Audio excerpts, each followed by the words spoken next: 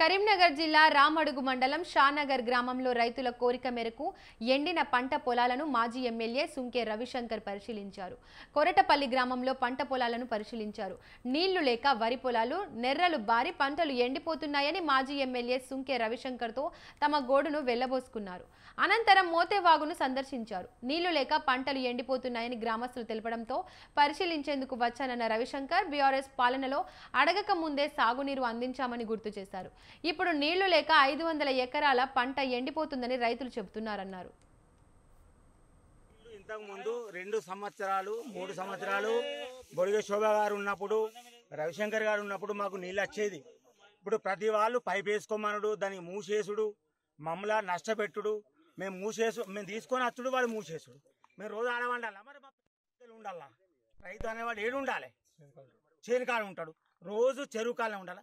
మరి కామారెడ్డికి, సిరిసిల్లకు, వేములవాడకే కట్టుకుంటా అంటే అట్లా కూడా ఇస్తాం. ఆ ప్రభుత్వాలు చేసినా, ఈ ప్రభుత్వాలు చేసినా, ఆ ప్రభుత్వాలు నీళ్ళు వచ్చినప్పుడు ఈ ప్రభుత్వాలు నీళ్ళు రావాలా వద్దా? ఎందుకు రావద్దు? మాకుందా హక్కు లేదా? భారీ సాగునీటి ప్రాజెక్టు మంత్రి గారిని, స్థానిక ఎమ్మెల్యే గారిని నేను డిమాండ్ చేస్తా ఉన్నా. ఎల్లంపల్లి ద్వారా నారాయణపూర్ రిజర్వాయర్ ద్వారా వెంటనే పంపులు ప్రారంభించండి. ఒకరోజు పంపు నడుస్తుంది, వారం రోజులు బంద్ ఉంటుంది.